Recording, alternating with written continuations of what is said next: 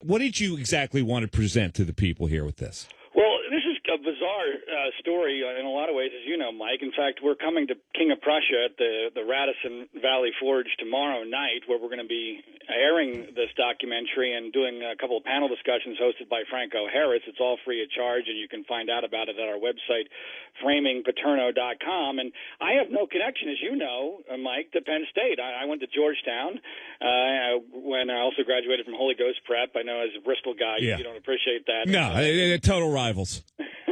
But that was my Bucks County connection, and so I was obviously familiar with Penn State and Joe Paterno. I live now in Los Angeles, where I'm a documentary filmmaker, and I was looking at this thing back in early November of 2011, and I know the media very well. I've focused in my documentary films on stories where I think the media has blown it. I think the media is in crisis in this country, not just from a liberal, conservative perspective, but from an entertainment perspective. I don't think that the media is designed anymore to get the facts right, and I think that narrative that the media fell in love with back in November of 2011 has turned out to be 100% not only in question, but likely very much false. And that's why, as you said, I went on this mission to try to show that we just don't have any evidence that would implicate Joe Paterno in this Jerry Sandusky scandal. And in fact, there's an enormous amount of evidence that has been accumulated by myself and others that indicate exactly the opposite. And it's really astonishing that this rush to judgment has happened to a guy with his track record, and that's why we. Well, but what exactly is the rush to judgment? I don't think the public perception is that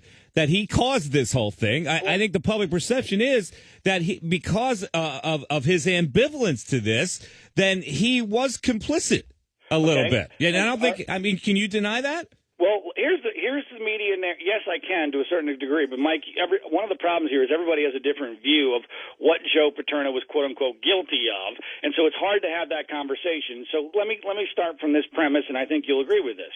In November of 2011, when Joe Paterno was fired on that November 9th, that Wednesday, after the Saturday indictment of Jerry Sandusky, the grand jury presentment was leaked to the media for about an hour, and that created obviously the firestorm. When the media narrative that week was as follows: Mike McQueary saw a rape in 2002, did nothing about it, told Joe Paterno basically about it. Paterno then told his superiors, who then did nothing about it, and Paterno never followed up, and then eventually the free report claimed they all covered it up for 10 years. That narrative, Mike, is 100% false at every single step, and we prove it in the Framing of Joe Paterno movie and at our website, framingpaterno.com. First of all, I will go to my death based upon the current evidence that there was no rape. In fact, Mike McQueary says there was no rape, and I don't believe there was even a sexual assault that day involving Jerry Sandusky and that 10-year-old boy. And you know who has said that, Mike? The 10-year-old boy himself is on record. Wait, hold on a second. You're not trying to exonerate Sandusky here, right? Okay. No, absolutely. Right. Sandusky is a pedophile, but that doesn't mean he abused children every day of his life.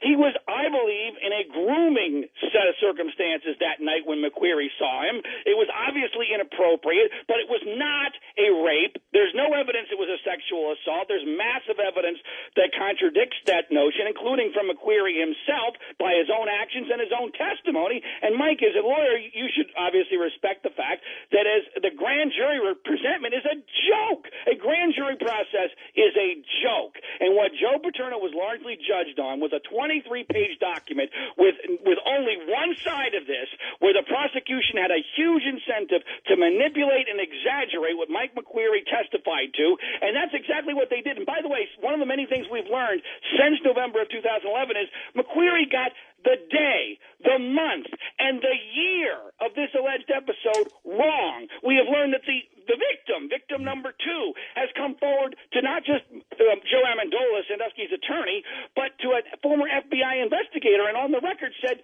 nothing happened. All right, let me stop you right here. I agree with you that the free report, a lot of it was flawed. I agree that the NCAA completely overstepped their bounds, but obviously something happened here, and Joe Paterno, whether he was just guilty of being an old man who found it distasteful discussing matters of this ilk, still had some kind of responsibility more than he took. Okay, do you not agree with that? Let's take your least egregious scenario that you just outlined, okay, that he didn't like talking about this, right, and he allowed other people to take care of it, and they did a lousy job of it, okay? Yep. Now, all right, let's pretend that that's accurate, which, by the way, Mike, I'm not 100% against that possible scenario. But does that really warrant the taking down of the statue, the taking away of the win record, the destroying of the legacy, the NCAA sanctions? His name is mud forever and ever based upon well, that. No, it doesn't. But you know that they had to do that for PR reasons because they themselves would have then been seen as sanctioning this whole thing. And you know that the Paterno statue will return eventually. So what? Actually, we don't have much time, Joe. Really? I wish I knew that. No, I do believe that as a Penn Stater, that when time goes, the Paterno statue will be back and he'll be looked at a certain way. What exactly do you want to have come out of this? Here's what I want. First of all, I want people to come to King of Prussia, Radisson, in King of Prussia tomorrow night. The Radisson Valley Forge will be showing the movie. Franco Harris will be hosting a panel discussion. It's going to be very fascinating about this. It's all free. So that's the first thing. I want people to go there, and you can find out more details at our website, framingpaterno.com. I want the truth to come out, and I want accountability for those who rushed to judgment and told a flat-out lie because it was good for ratings and destroyed good, innocent people, Mike. That's what I want. That's what I'm involved with. Right. Well, listen, I respect your mission, and I wish you good luck with it. Thanks, Mike. I appreciate the time. There he goes. That's John Ziegler, who is very passionate about this Paterno thing. And, you know, I guess I can tell you, John's a very conservative guy. Paterno's a very conservative guy. I don't nearly agree with the extent that he's going to. I do believe that Paterno was an old man who found it distasteful to deal with these kind of things, and therefore his ambivalence made him complicit.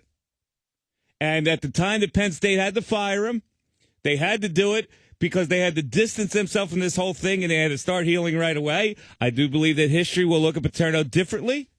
I don't know how long it will take. But the free report does even say that Paterno tried to follow up. And a lot of the communications between the athletic director and that Gary Schultz guy, what's going on with this, coach wants to know. So that the free report even proved that he kind of, but he, in my view, did not do nearly enough because he suffered from old manism. 610-632-0975. We'll get back to talking what we're going to talk about.